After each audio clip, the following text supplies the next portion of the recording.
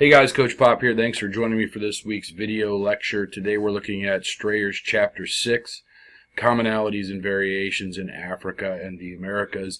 And while so far in the unit we have looked exclusively at civilizations in Eurasia, in this chapter several important second wave civilizations outside of Eurasia are discussed. Many of them, especially in the Americas, continue to influence the cultures and societies of today. Moreover, those peoples who developed alternatives to civilizations have made contributions that deserve a place in the account of human history. In the first section, there are some basic similarities and differences when comparing African and American societies to those of Asia that are discussed. The various and almost simultaneous revolutions in agricultural production were central to the formation of complex societies around the world. This was a truly revolutionary transformation of human life, and it happened in Africa and the Americas as well as Eurasia. While the agricultural revolution was a fundamental change in the history of humanity and the planet, the uneven distribution of human communities and animals suitable for domestication were skewed towards Eurasia, and this has led world historians to pay less attention to Africa and the Americas. The less developed use of metal and writing systems has also led to a greater emphasis on Eurasia at the expense of pre-Columbian America and sub-Saharan Africa. There is an important distinction between the fact that the Americas were geographically isolated from the prehistorical migrations across an ice bridge until the Iberian voyages of discovery, and Africa, which had centuries of contact with Eurasia via trans-Saharan and Swahili coast merchants. Sub-Saharan Africa had no common cultural identity in the pre-modern era. Indeed, its geographical and environmental diversity is mirrored in its many different cultures. Moreover, because it is the most tropical of the supercontinents, Africa has less productive soil but more disease-carrying insects. Even so, several important civilizations did develop in Africa in the classical era. The Nile provided a sustained connection between Egypt and Nubia to the south for thousands of years. There's clear evidence of both cultures influencing each other. There were military campaigns between the two civilizations, with Nubia conquering Egypt at one point. As the influence of Egypt waned, the city of Meroe rose as a center of the Nubian state system, with an all-powerful monarch heading the empire.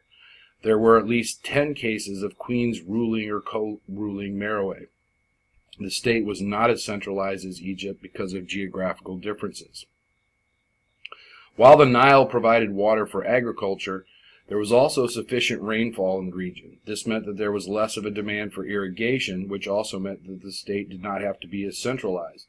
Rainfall also allowed for a much more geographically spread out society than the Egyptians, who were so closely clustered to the Nile.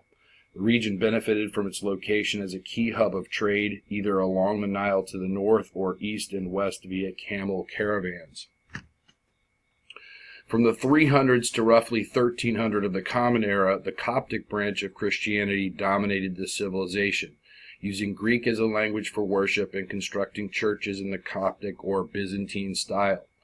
Only after 1300, as the state weakened and Arabs immigrated into the region, did the area become part of the greater Islamic world. By about 50 of the Common Era, a substantial state arose south of Meroe. Axum would eventually exert a loose control over neighboring peoples, mostly through the collection of tribute. Centered in the Horn of Africa, this region enjoyed unique conditions in Africa that were favorable to plowing as opposed to using a digging stick as they did elsewhere. This allowed people to grow a large supply of grain crops. Its location also made it an excellent center for maritime trade in the Indian Ocean and Red Sea as an exporter of products from the interior of Africa. Taxes on this trade made Axum a very wealthy state. The capital city contained impressive architecture, including huge stone obelisks as high as 100 feet. The official state language was known as Ge'ez, and it was written in a script that was derived from the South Arabic writing system. The Romans recognized Axum as a powerful empire along with their own and the Persian empires. Trade routes to the north introduced Christianity to the kingdom about the same time as the Roman Emperor Constantine converted Despite the spread of Islam in the region, the mountains of Ethiopia remained predominantly Christian. Today, the area is about 60% Christian. As the desert lands of the Sahara began to spread during the Classical era, people began to move southwards into the Sahel, a grassland area just south of the Sahara. Soon they would move even more southwards to settle near the Niger River. Over the course of some 5 centuries, these waves of migrants formed numerous cities. They brought various trades and herding practices with them. They did not develop state systems of either the imperial type or local city-state variety. Because the political organization of these cities resembled chiefdoms and agricultural societies, there was little political hierarchy.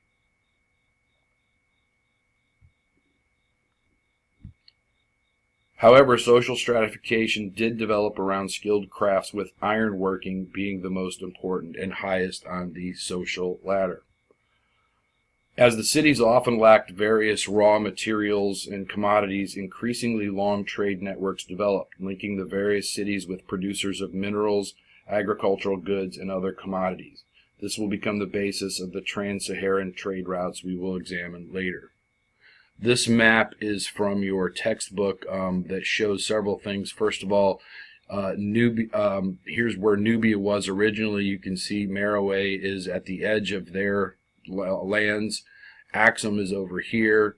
This is the area that will be settled by the Bantu people. Note as well over here the Niger River cities that are sort of like at the bottom of these trade routes that go across the Sahara that link them with the Mediterranean area. Before the Common Era, a widespread culture began to develop in Central America that was heavily influenced by the Olmecs from the Foundations era.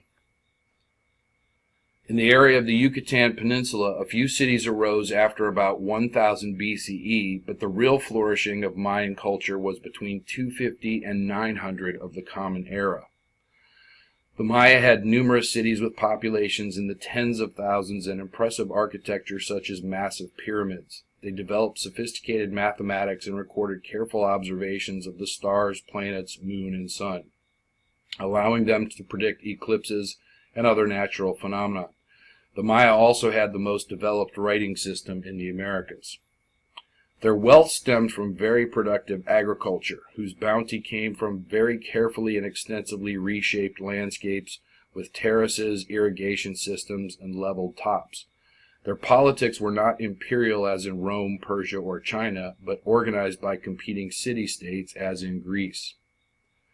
Due to a collection of factors, including overpopulation, the outstripping of resources, prolonged drought, and warfare, the Maya saw a rapid and catastrophic collapse of their civilization.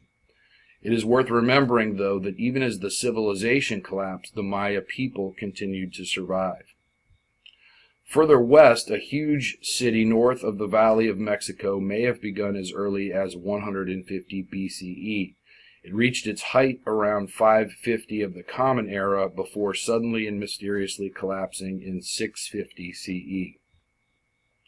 Teotihuacan seems to have been planned from the time of its construction rather than developing organically and haphazardly over time. The scale and sophistication of the architecture was extremely impressive. At its height, it had nearly 200,000 people, making it the 6th largest city in the world.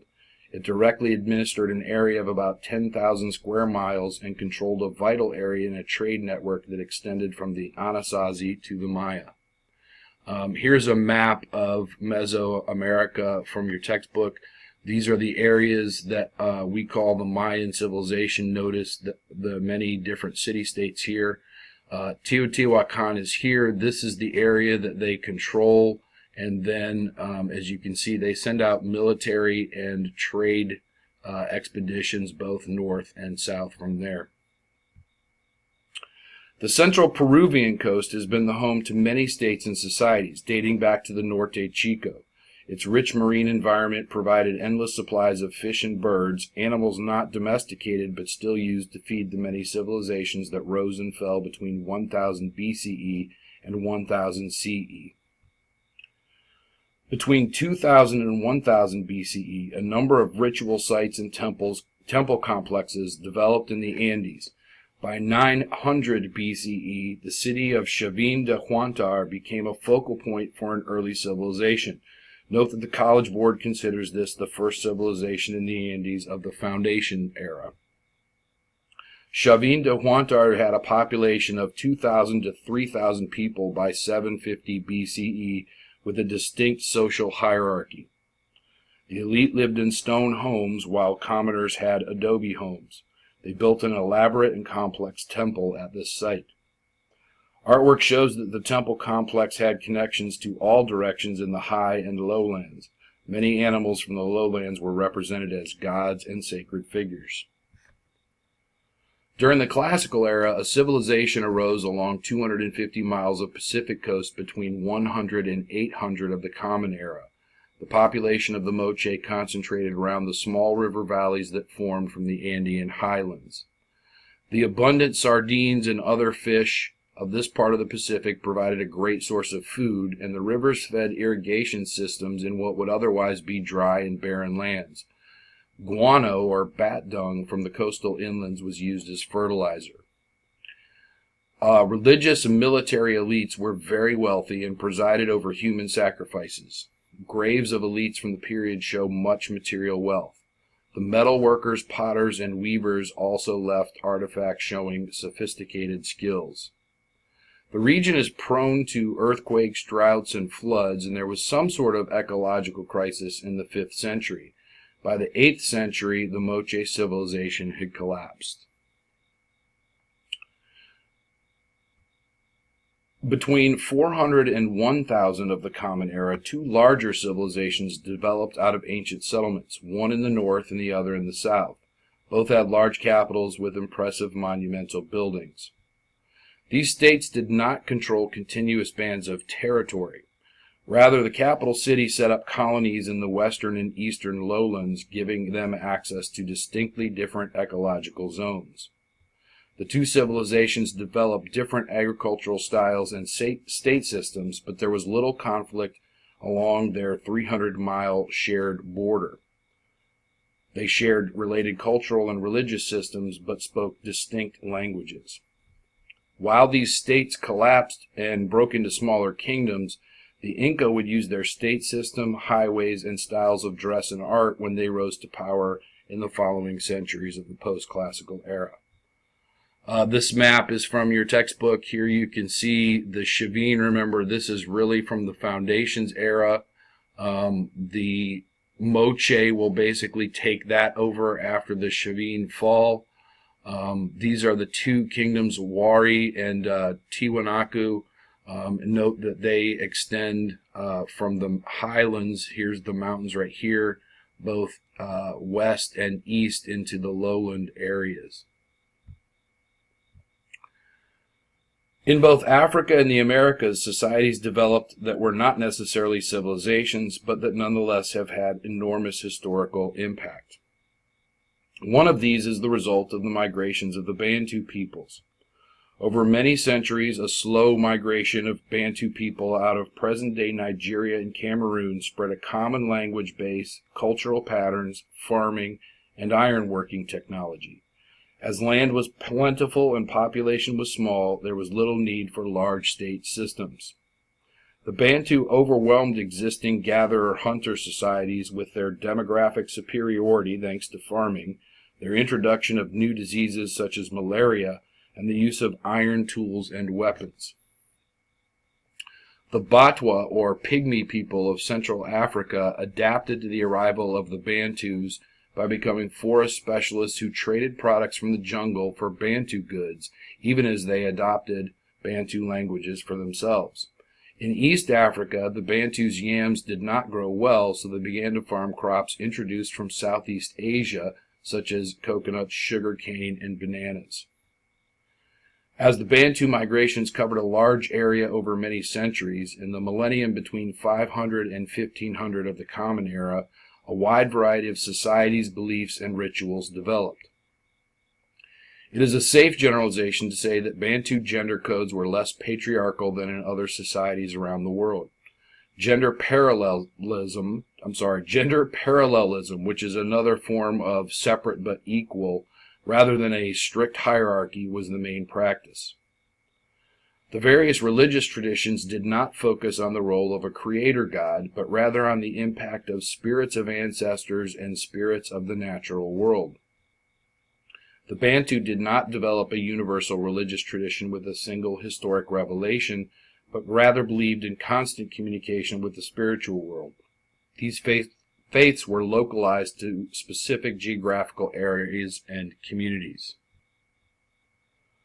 Another alternative to civilization appears in North America, where many of the peoples lived a semi-sedentary lifeway that included agriculture, but maintained hunting and gathering.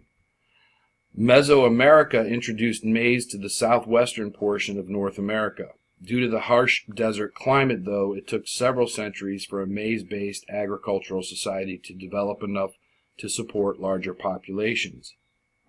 Because maize was not easy to grow in the desert, early Anasazi dwellings were smaller pit houses dug into the ground with a buffalo hide for shelter. Kivas, or ceremonial pits, were used for rituals and demonstrated the belief that humans came from the ground. As maize was adapted to its new environment, populations grew and larger settlements formed. These above-ground structures were known as pueblos. Around Chaco Canyon, 5 pueblos formed and established a road system that may have been more symbolic or religious than practical, since they did not have the wheel or draft animals like horses. Chaco was a center for turquoise production, which provided a valuable commodity in a trade route that extended into Mesoamerica. There were a variety of sophisticated cultural achievements in art and astronomy before an extended drought contributed to the Pueblo collapse. The eastern woodlands of North America, especially around the Mississippi River Valley, developed agriculture based on squash and pumpkins independently. Once maize and beans were introduced indirectly from Mesoamerica, the Three Sisters style of agriculture would supplement hunting and gathering food. Archaeologists have discovered massive earthworks that indicate a high level of social organization and wealth, as well as mathematical and astronomical sophistication. The culture is called Hopewell after the name of an early archaeological site. Near present-day St. Louis, Missouri, Cahokia was a settlement that became the dominant center of the region. There was a massive terraced pyramid, a population of at least 10,000 people surrounding the complex, and evidence of long-distance trade networks. While there was trade, social stratification, large population centers, and even extensive military capacities, the linguistic divisions of the region did not allow the same cultural unity that characterized the Bantu world.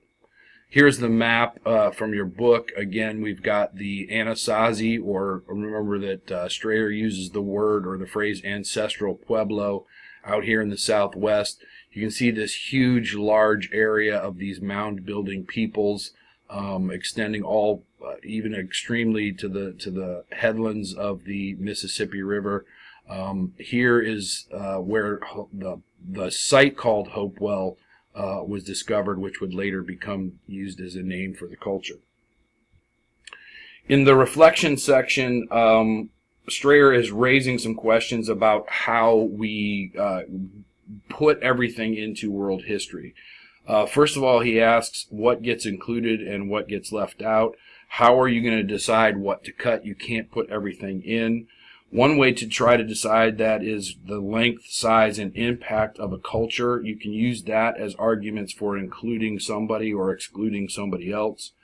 We also have to recognize that where the historian and the audience live matters. For example, if you live in Ethiopia, you're probably going to have a world history curriculum that puts Ethiopia and then Africa at the center and then moves out from there.